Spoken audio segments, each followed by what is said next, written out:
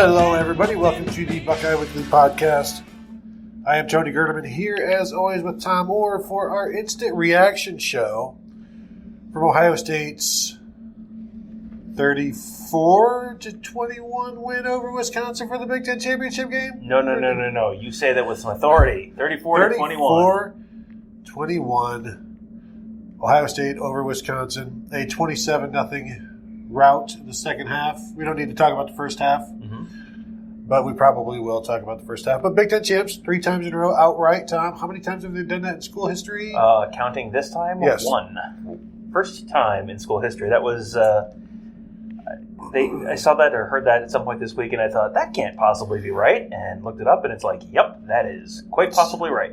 It seems like it should have been done many times. Yeah, they came real close. There was 2006 and 2007 they did it, and then they shared it in 2005 and 2008. So it was like they almost did it at that point. They won it outright in 1968 and 1970, but then shared it in 1969. So they have come close a whole bunch of times, and then Saturday night in Indianapolis, they finally did it. Yep. Justin Fields, your Big Ten championship game MVP, 19 of 31 for 299 yards passing, 3 touchdowns, sacked 5 times. All correct. Not the most efficient passer on the night for Ohio State, but that's a pretty respectable performance. Who was the performance. most efficient passer? That would be Drew Chrisman, who, we should probably wait before to get into that, because I'm gonna start drawing hearts around Rodgers' name on my Trapper Keeper for that call. So we'll get to that later. So yeah, he was the MVP. He was who I voted for. Who did you vote for? I voted for him. I voted for Justin Fields, but I forgot to hit submit on my ballot before I came downstairs. So I think it's good that. Oh God. Yeah, this is the problem with democracy. You have idiots who forget to hit submit on their ballots. And you've got an I voted but sticker on your shirt. You take that off, mister. I did. I do. But yes, it was. And I seriously thought about voting for KJ Hill. Yeah. KJ Hill had a really big game. A number of people did vote for him. Yeah, I mean... Towards the end of the game, I thought maybe I should have voted for JK. It kind of turned into the J.K. Dobbins game at the end of the game. 172, 173? Yes, and as crazy as it would have sounded at halftime, he outrushed Jonathan Taylor. Again, give that dude his props. You know, it was Jonathan Taylor's show for 3 quarters, maybe 2.5 quarters, and then really J.K. got rolling, just as his offensive line and his running game always seems to do. They were held under 200, I think, because of mainly sacks. Mm-hmm. Did they get over 200 without the sacks? They did. They had 207 yards gained and then 35 yards lost. Yeah. Jonathan Taylor, first half, 13 carries for 135 yards, 10.4 yards per carry. That seems like a lot. Second half, 7 carries for 13 yards. That's about 2 yards a carry. That is flipping a switch right there. I mean, this was 2 completely separate football games. Yeah, and the first one was because we had talked about, throughout the week, Wisconsin knew what they did wrong, and they knew what maybe they needed to do differently. Mm-hmm. Whereas Ohio State really wouldn't know what to do differently until stuff didn't work. They scored 7 points in the first half. Not a lot worked. What was working was the running game. Sometimes they got away from it. Then they stuck with it finally, and things worked out. KJ Hill, 7 for 83? 2 touchdowns? 2 touchdowns, yeah. All-time receptions leader at Ohio State in his career. 195 catches. Yeah. That's... When I remember when he signed, Zach Smith said he's electric, and so you're thinking he's like this big play guy, and it's not really what he's been, but he's the most reliable guy you could want, that you could need, that you could rely on, and he's maybe been the most underappreciated receiver to hold, maybe the most underappreciated career record holder in Ohio State, like history for a major record. He's electric, not like a bolt of lightning. He's electric like I plug my phone into the wall, and it's extremely reliable, and it's always there, and there are times when I really, really need it, and it's there when I need it. That's KJ Hill. KJ Hinton, I think you're not following the metaphor correctly. Oh. It's pretty late, but I think you're not following. He's the outlet. He's a battery? He's the electricity coming through the outlet. He's the solar panel. Yeah. You're getting warmer. I'm getting actually further away, but it is like 2:30 in the morning. Yeah, so. This is covering these games every year. It's like, I forget how late this is because the game ends at 11:45, and then they screw around on the field for like 10 minutes getting the stage set up, and then they screw around on the stage for like 20 minutes. So we want to thank everybody who is actually watching right now. Yes, which is you are crazy and quite possibly intoxicated if you're watching at this hour, but we appreciate it. Pour it out for us. We appreciate it. We do. Chris Olaf, here's where, as we're talking about this first half, then we'll get to the second half where things get better. Once again, Justin Fields fumbles like inside the 10-yard line. So not great there.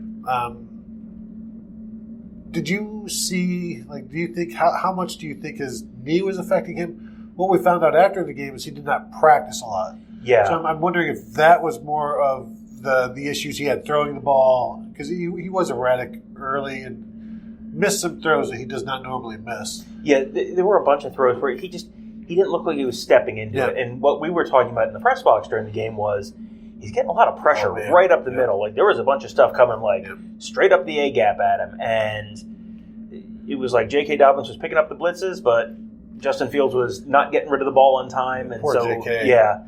He was getting bowled over a couple of times. And you get that pressure coming right in your face. You're not going to step into the throw as much as you probably would have. You start sailing balls a little bit. I mean, that can happen. That's like every quarterback ever.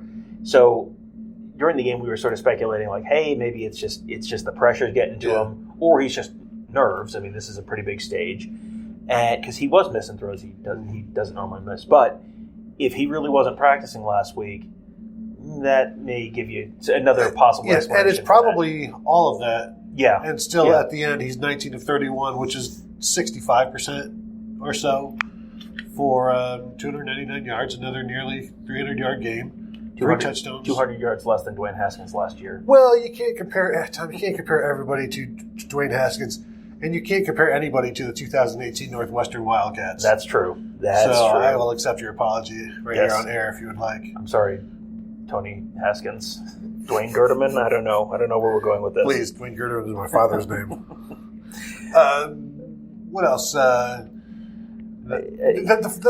pass protection. We can spend some time on that because that is a concern, and a lot of that stuff coming up the middle wasn't just blitzes. I mean, one of their nose tackles had a sack. So it's such a concern where to the point where that's almost like the only concern. Like if you just protect Justin Fields, nothing else matters. Right, and there were times that I don't think all 5 sacks were on the offensive line. No, there were a couple of them where it was like, all right, the alarm clock in your head should be going off right about now because they're not going to block you for 7 seconds every time. Like you can't. And that's a little bit of the trade-off you've had with Fields this year is he's been so careful with the ball, which is how you get to the end of a championship season, 13-0, and he has 1 interception. Yeah, that's crazy. Like, if you want to have one interception all season, the trade-off is he's being extremely careful with the ball. It would be great. I'm sure Ryan Day would love it if some of those throws just kind of got sailed out of bounds 6 feet over a wide receiver's head and just incomplete, and don't try and be a hero and make a play with your legs every time. But it says something when the majority of his turnovers are him fighting for yardage, or diving into the end zone and knowing he's going to get hit, and then, of course, getting hit. So I mean, I think one of my 5 predictions was that a quarterback other than Justin Fields would take a snap today. He was out there the entire time. Jack Cohen took a snap. Does that count? Oh, Drew Chrisman. Drew Chrisman, yes. Yes, that counts. It totally counts. It totally counts. But we'll get to that. Don't worry, Tom. What else in that first half before we get to the domination? I mean, Wisconsin running the ball was this was a game where you saw some stuff you haven't seen. Yeah.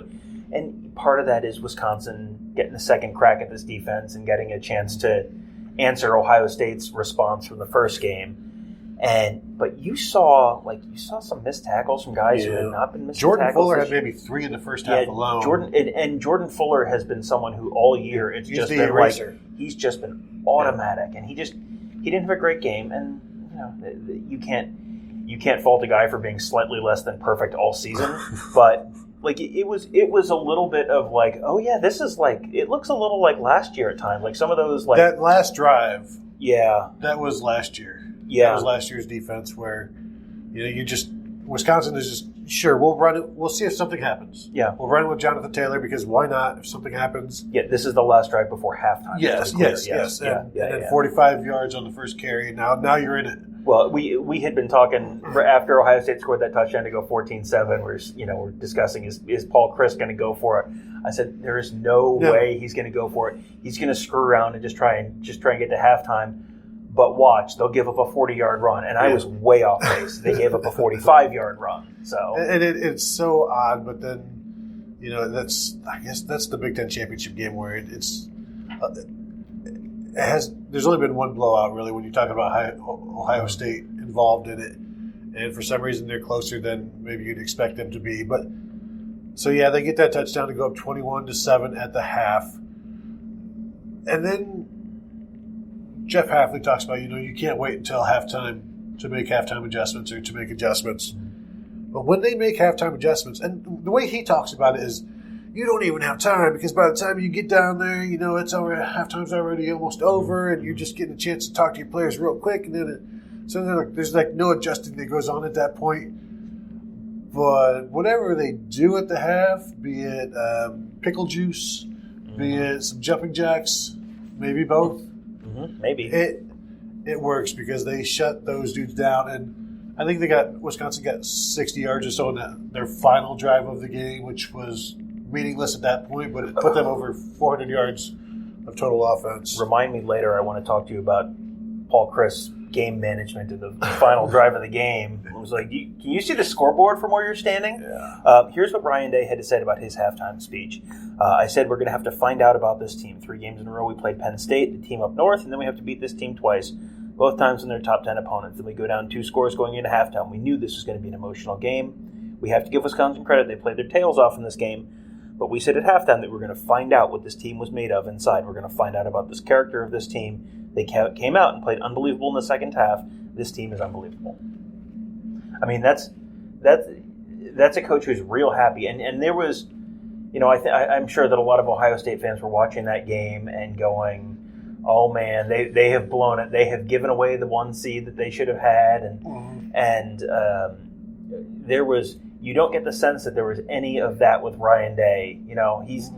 Because I was thinking the same, towards the end of the game, when they had the ball up 2 scores, it was like you could, put the pedal down, try and make this a 20-point game or a 17-point game here, and maybe build your resume a little more. And he was very much in a win the game mode, run the ball, keep the clock moving, get out of Indy with a win. Yeah, and that's exactly what they did. And it's always funny when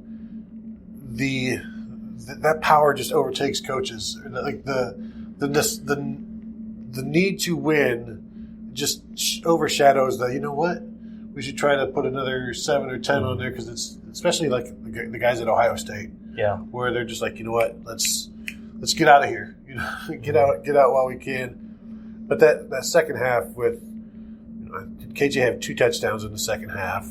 The first one was the 16-yarder here. Yes, he had a 16-yarder with 2:23 left in the third quarter to make it 24-21. Yep. And then the 13-yarder was the one where Justin Fields rolls left. I was talking to KJ about it. Fields rolls left. KJ is following him, and then he runs out of room in the end zone, and Fields is like points his thumb like go back the other way.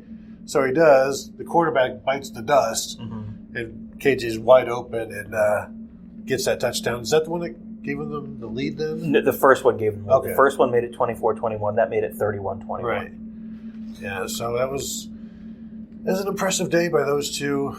Chris Olave, maybe the turning point was Chris Olave's 50-yard catch on the scramble drill, basically. It was a third down, and that kept the drive alive, and I believe they ended that one with a touchdown. I think that was the one that set up the first one, right? Hey, Tom, you've got the paperwork I do have the book, and I know I'm jumping all around, but it is late. It is extremely. It is worth mentioning that it is, in fact, extremely late. The Chris Olave 50-yarder, that was right out of halftime. Yeah. That was the third play after halftime. It was 3rd and 7. Fields hit Olave for 50 yards down to the Wisconsin 22. 2 plays later was that incredible Jeremy Ruckert one-hand catch that made it 21-14. And that was like, do you remember in Happy Gilmore where Adam Sandler goes, "Uh-oh, Happy learned how to putt"? Like that was Ohio State's. You could just see Wisconsin's going, "Oh crap." Yeah, and crap, they're good again. Yeah, and their 700 fans probably felt the same way. Yeah, this was. There were a lot of Ohio State fans, and there were some empty seats in the Wisconsin section. Yeah, the Wisconsin section was like one corner of the lower deck, and that was it. And I kept looking around, like, when Wisconsin scored, like, where are people cheering? And it's literally just down there. There might have been maybe 8,000 to 10,000 Wisconsin fans. Yeah, that's fans, about it. Maybe. And they weren't that loud. No. And then they had opportunity to be loud. I mean, that first half was all them. Let's talk about this fake punt. Yes. Because it was first it was like 2nd and 22 or something. And then it got down to like 3rd and 8 from the 26. I believe it was 3rd and 8 from the 4th and 8 rather from the 26. Drew Crispin is out there getting ready to punt. I believe you were looking down at your computer, probably checking photos or something. And then everybody's like, "Oh, fake!" Yeah. And of course, Drew Crispin stepped into a beautiful throw. And Luke Farrell was there to bring it down where it almost was lofted too much to the point where the defender was able to get to it. But Farrell, with his outstanding hands, was able to bring it in for a 21-yard gain. That call at that moment is something that Urban Meyer has done in the past. And maybe even done it here like 2013 against, I don't remember if they did it against Michigan State, but he's done things like that to fire up the team. And that's exactly what happened, because then they had another couple of plays that were big plays. Like Benjamin Victor had a 21-yarder, and then I think J.K. had a 24-yarder. And then, of course, it ended in Justin Fields' fumble. Yeah. But you got to give Ryan Day some credit because you don't get that there. You've given Wisconsin the ball at the 26-yard line when they were leading 21-7. It was 14-0 at that point. It was 14-0. And this is 9:41 of the second quarter. So this is still early in the game. Yeah. It's early in the game. It's 4th and 9. It's not 4th and 2. Yeah. It's 4th and 9. They're at their own 26. If you don't get that, do you remember the 2006 National Championship game where Tressel went for it on 4th and 1 and didn't get it? I still think Beatty got it. And in that case, that's the right call. Yeah. You do go for it there. And this is one where I am as team never punt as there is in the world. I don't expect a coach to do that.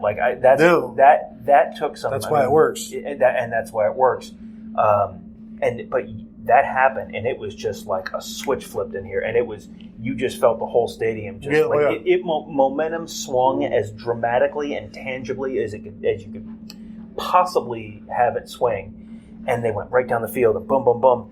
And 3rd and goal from the Wisconsin 7, and then Fields fumbles and they lose it, and it was just, and then you just kind of felt the air go out of the balloon in here again, and then they stop Wisconsin and they get the ball back, and then they finally score right before halftime, and it's like, okay, now they've got to go, and then immediately Wisconsin gets the ball right back and right down the field again. And then there was another drive like that in the second half where Ohio State has all the momentum, then they start committing penalties and stuff.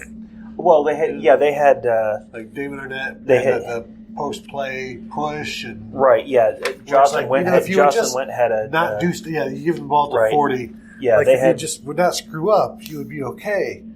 But talking to, I asked Austin Mack and KJ Hill and Justin Fields about that play. Austin Mack was in on it, and he said he was nervous, and KJ Hill had no idea. He's never seen that play before. No, Justin Fields said he's never seen that play before, but why would a quarterback be paying attention to special teams practice? Right.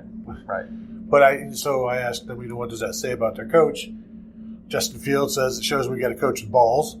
Austin Mack. It shows we got a coach with balls. Mm-hmm. Facts only. Facts only. And, it's easy to play for a guy like that. Yeah, I mean, that is one of the advantages of having a younger coach and a new coach.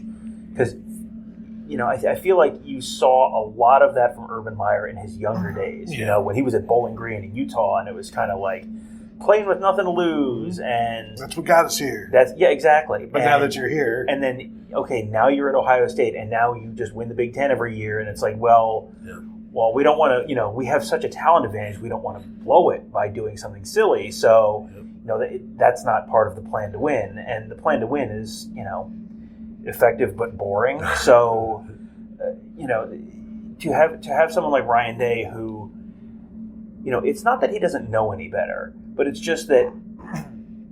Would he do this in 6 years from now? He is young. Probably not. Right. But he is young and probably statistically savvy enough to know, you don't want to give away possessions if you don't have to. Yeah. But it's also early enough that if you don't get it, you're not sunk. Right. Yeah, it doesn't completely decide the game, but I mean, if they were down 21-0 early in the second quarter, that would not have been a great spot to be in. No, but I mean, even though they don't make second half adjustments, I think they was also pretty confident that something would get fixed because it always gets fixed. Right. Well, they have just not gotten continuously gashed this year. You saw Michigan move the ball on them in the first half, and then it stopped. The defensive coaching staff got it figured out. So you're kind of trusting your defensive coaching staff to figure it out at some point and stop the bleeding. How much? So there was 2 carries of 45 and 50 something for Taylor. So say 2 carries for 90 yards, 18 for 50 or so. Yeah, he had I think a couple of carries of 44 and 45. His long was 45. Yeah. So, but I mean, say 2 carries for 90, so that means 18 for 58. So, so that's pretty good. And that's 3 yards a carry. And that was the second half, pretty much, where they just shut him down completely. 13 for 16. This was not the game I expected. But when you go back if you go back and listen to our podcast from last Tuesday, I think the first score I say is 35-20, 36-20, something like that. And then, as we were talking, I talked myself into a bigger score. But we had both said, Jonathan Taylor, Ohio State has completely locked him down. It feels like he's going to pop a big one. And he popped 2 big ones. But that was it. The rest of the day was basically they contained him the way they normally have. This was kind of the game you thought you would get on the macro sense. Just the route you used to get there, the 2 you took to get there, was that. I was not expecting 14-0 Wisconsin today. We knew coming in, we talked about it before the game, they don't really have much receiver talent or weapons there. Mm-hmm. But they were doing some good things in the first half. But again, they just can't do it for an entire game to where it's they can't compliment Jonathan Taylor well enough against somebody like Ohio State. They could probably do it in the Rose Bowl, perhaps, but Ohio State just has too much, and to keep up with this team, maybe 2 teams in a nation can do it. Yeah, and we'll talk about that more once we know the seedings and everything on Sunday. But for Wisconsin, we said they needed 3 turnovers or so just to make it possible. Yeah, and they got 1. Yeah, and you saw, it was close for a half. Mm-hmm. Yeah, and one part, you talked a little bit about Quintez Cephas having a big day, 7 catches, 122 yards for him. He had a big day. A lot of that came when Jeff Okudah was out of the game. Yeah, I talked to Sean Wade a little bit about Okudah. Okudah, from what I heard, I think this might have been one of the press notes. He, I think, had been in the concussion protocol at halftime, and then they figured out okay, he's okay to come back in. Without him, Wisconsin was moving the ball through the air, which then opens up the ground a little bit more. When Okudah's back in there, all of a sudden this kind of looks like the Ohio State defense. Sean Wade said Jeff Okudah was a big part of their game plan. They're looking at Jeff Okudah to basically, he didn't specifically say shut down Cephas, but it sure seems like that's what that game plan would have been. So if you're game planning around, well, Jeff Okudah will take care of this guy, and then everyone else can worry about the other stuff. Right. If Jeff Okudah's out, that makes a pretty big problem. And that's 2 weeks in a row where the secondary has had to find themselves and re-find new selves and get themselves righted. And Cameron Brown plays again. Marcus Hooker was back there as a deep safety one time with Jordan Fuller. Josh Proctor was out there. I think I saw Seven Banks out there. And they still run a lot of the 4-4, which we both expected against this team. I mean, that's what you're going to do. But we'll see how these guys are next year. But they've been asked to do a lot in the last 2 weeks against Michigan's receivers and just dealing with this stuff, Because, you're a young guy. You've got this receiver across from you, but you also have, Wisconsin runs the ball really well, and I'm going to have to get rid of my man and then go tackle Jonathan Taylor. Mm-hmm. That's a lot to ask from these young guys, and it's not unreasonable for them to struggle a little bit and find themselves. And that's what they did in the second half last week. Okudah was able to help out this time. This week Shaun Wade was not able to help out last week. But they just spinning these plates. And this is something that you have put these guys in these positions, Cameron Brown and Seven Banks and Josh Proctor and all those guys, and they've survived it. It has not killed Ohio State. It has not cost Ohio State a loss. It has not cost Ohio State, a 40-point game that they had to win a shootout.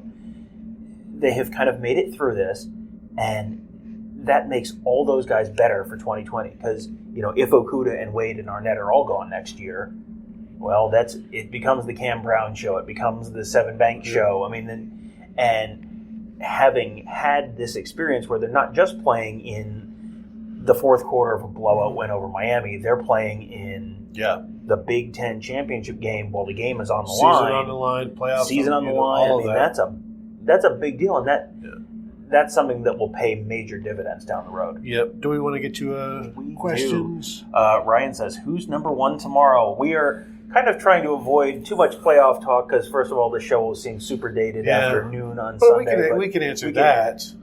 What's your thought? Doug LeMaurice from Cleveland.com came down the row in the press box and just asked everyone from who was still there, number one or number two, without saying what the context was. And we all took a minute to go, what are you asking us? Yeah. So I went one, but I've been putting a lot of stock in the top 25 wins. Mm-hmm. I think 27-0 in the second half is really impressive. Mm-hmm. And I think the committee still likes Wisconsin. I don't think you can drop them out of the top 10. Right. Well, two of Ohio State's non-conference wins won their championship games. Yep. Miami and Florida Atlantic both won their league championships today. Cincinnati came within about a minute of within a minute. Oh yeah, I guess it's Sunday now, isn't it? Cincinnati came within about a minute of doing it. Wisconsin certainly acquitted itself well in Indianapolis on Saturday night. So those are all good quality wins. Cincinnati probably stays in the top 10. You've now got 2 wins over Wisconsin. Your last 3 weeks are 3 wins over top 15 teams. I mean, that's a real strong resume. And there is absolutely a very strong case. And if the committee wants to stick with Ohio State as number one, there is absolutely a case to be made for them as number one. I think they're probably going to slide to number 2, probably. The first half just looked so ragged that I think you get to a point in someone's head where it's just like, oh, this doesn't look like the number one team in the country, and they may have made up their minds. If Ohio State's number 2, you can't really argue with it. If Ohio State's number 1, you can't really argue with that either. It's just Ohio State and LSU both have pretty good cases at this point. But I think I'm maybe trying to convince myself that I believe that there'll be one. Yeah. But listening to these teleconferences, being on these teleconferences, they like these top 25 wins. They like Ohio State's defense. I asked a couple weeks ago, does what happens down the stretch weigh more? Oh no, we look at all of the games. Mm-hmm. So we'll find out at noon on Sunday. Yep. And then if they're number 1, presumably they're going to be in Atlanta against or Oklahoma, and if they're number 2, then presumably they're going to be in Phoenix against Clemson. Yeah. So, but we'll find out at noon on Saturday. Ryan says, "Where's Chase Young?" On unrelated note, what constitutes offensive holding in 2019? Did you answer your own question there? I think he may have answered his own question there. Yeah, I think teams have figured out that, well, they're not going to call it every time. Hold Chase Young because they're not going to call it every time, and then your quarterback might stay alive. Yeah. When is the last time you saw a team flip the switch so drastically? Impressive. I mean, that was a pretty night and day thing. I mean, the first quarter was so bad, and the start of the second quarter was so bad. You know, you're 6 minutes into the second quarter, and it's 14-0, and it's like, whoa, this is on the verge of being a real problem. Yeah. And then they kind of flipped the switch, and they went down the field. They had that fumble, but then they go down the field again, score right before halftime, and then they shoot themselves in the foot again. Yeah, it feels like if they didn't have that one touchdown before halftime. If it's 14-0 and it ends up 34-14, I think it's very easy for the perception to be, you know, they started out slow and then just exploded, and this is a scary team that no one wants to play. Yeah. Honestly, that one touchdown might be the difference, which is ridiculous. But in terms of, you know, they did that last week against Michigan, 250 yards passing in the first half, 55 in the second. Treebuck says, "Hi guys." Hi Treebuck. Hey, thank you for staying up. Fields' knee clearly bothered him. Missed throws and some of them badly. JK was a man-child in the second half. Where is the other number 2? I hear he is good. You know, we've already talked about all of the different reasons why Justin Fields has been inaccurate. Chase, you know, I think they're just bringing more people at him, and like you said, holding him a little bit more because. Show us that you're going to call it, and then we'll stop. And even then, we may not stop. Yeah, but I mean, there was a drive. They got killed with a holding penalty from Wisconsin. They were in Ohio State territory and had a holding call, and that killed Plus, it. you know, Wisconsin doesn't get called for holding much anyway, so you know you should expect. But to go from 4 sacks the last time to none, it's an impressive job by Wisconsin. Maybe Michigan has shown people the way. Yeah. Ryan says a clinic on how not to tackle in the first half. That was. Yeah. I mean, they have talked about keeping track of stats and not having missed tackles, being one of the best teams in the country in terms of not having missed tackles. This was the first time in a long time that you had guys bouncing off people. And, you know, Jonathan Taylor's a very good running back. You do not run for 6,000 yards by being easy to tackle, but you saw some stuff tonight that you have not seen. And in the playoff, you're going to play some other talented You're going to play some other talented skill position players, so you got to get that sorted out. Yeah, but again, you know, you give up 2 big runs, you shut them down otherwise, and really those 2 big runs, like they had him. Yeah, you know, and then he just finds a way. Life finds a way. Rob says Fuller sealed the game on the 4th and 2. Yeah, that was an interesting play call because it was like they had Chase Young kind of contained all game, and then they're like, okay, and now we're going to challenge you to run out wide, and Jordan Fuller set the edge well. Yeah. Chase Young was right there and I had a great picture of it, I had a really good view of it, and it was just like Taylor's out there by himself, and there's 3 Buckeyes there, and it's like this play is deader than disco. Yeah, I don't know if Ohio State saw that one coming. It sure looked like they knew what was coming. Yeah, and they were there before the pitch was. Michael Citro says, nailed my score prediction. We don't know that for sure. I mean, there's no record of that. Something you might not know, Michael, is those posts are editable by us. Austin says, second half team, as we always have been. OH, baby. KJ Hill was the man tonight. It was good to see, too. Because he's had some quiet games, you know, where he gets 8-9 yards per catch. Mm-hmm. But he probably would have gone over 100 if there was one he probably would have got 40 yards on that Justin Fields put it at his feet on a crossing route. So it's good to see him do well on the night he sets the career mark for receptions at Ohio State. Yeah, and I mean, this has not been a second half team. This has been a second quarter team. And they were not a second quarter team today, really. Yeah. But, you know, they were close. I mean, you give Ohio State the touchdown on the Justin Fields drive and take away the one touchdown at the end of the second half. And, you know, I mean, and that is Justin Fields doesn't fumble. Even if you make that a field goal, Justin Fields doesn't fumble there. And you tackle Jonathan Taylor on 1st and 10 instead of letting him go 45 yards.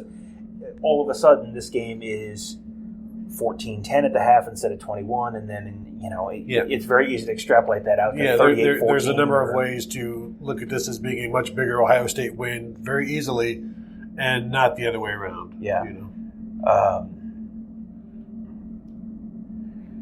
David says he believes this game is what OSU needed heading into the playoff. First time they've had to play from behind. I mean, that there is something to that. I mean, whether it's Ryan Day seemed to think it was a lot of just kind of accumulated hits and stress and everything from the last couple weeks from the Penn State at Michigan Big Ten Championship week 3 in a row. I mean, that's a brutal stretch, and it's real stupid that the Big Ten made them do that. And I asked Chris Olave about that. He's like, it's just really, really hard. These last 3 games, because you get beat up every single week, and then you still have to go out and be at your absolute best because these guys are really good, and you're playing against really good players, and it's just tough when there's no break. And now they'll have a couple of weeks off to prepare for perhaps the best team they've played so far. Yeah, and I think there probably is something to the idea that they needed to play from behind at some point.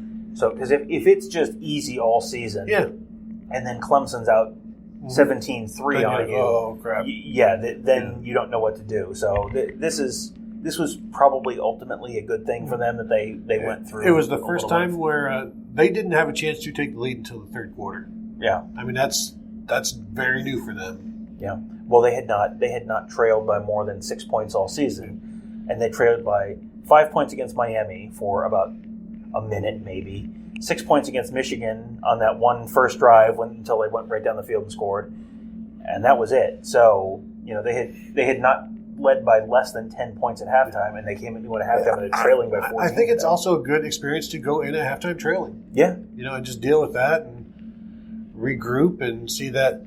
If it happens again, we have experienced this and we know how to bounce back from it. We know it's not the end because we've come back out as winners before.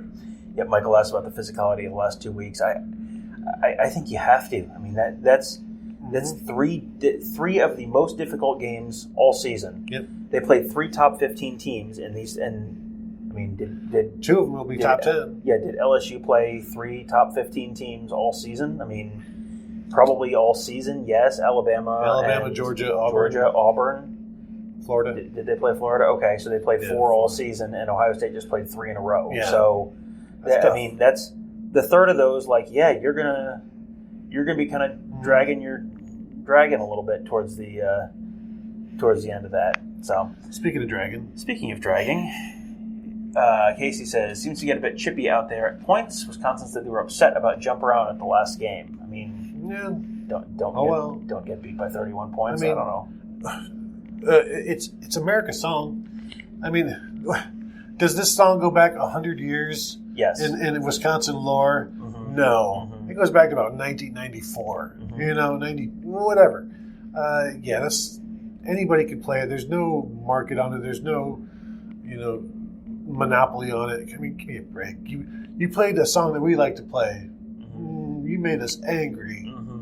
Stop being babies. I do wonder if Ohio State knew they were going to come back and have to play Wisconsin again in this season. If they would have done that, and B, Justin Fields would have said they could have scored 50. I think that was probably all right. Well, Wisconsin's safely in the rearview mirror. Now we can talk a little. They double up on angering Wisconsin. Wait, we're just driving around a traffic circle. Here's Wisconsin ahead of us again. Yes, way to go.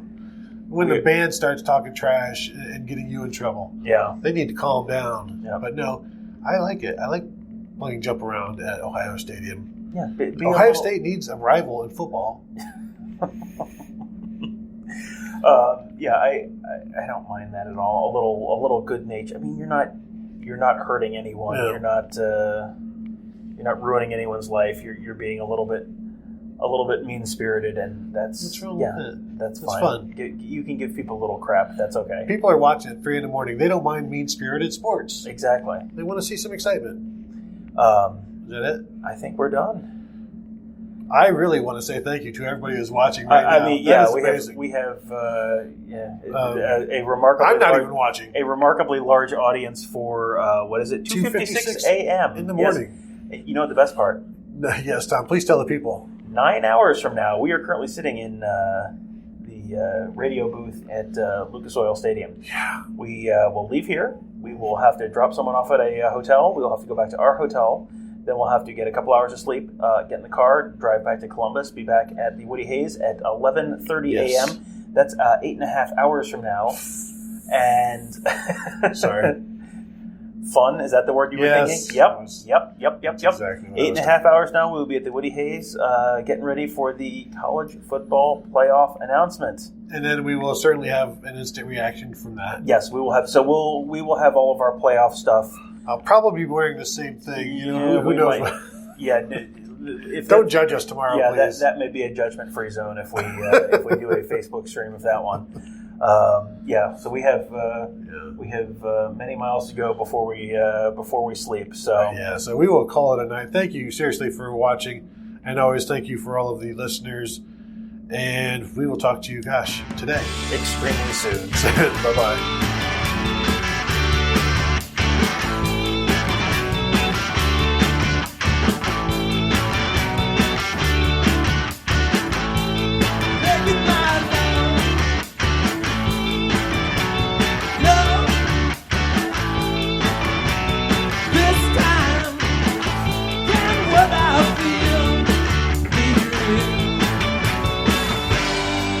She threw away the motel key. I wish it never meant nothing to me. Say you will, now say you will. Oh yeah. Say you will, now say you will. If you tell me that tomorrow's alright, we could steal a car and leave tonight.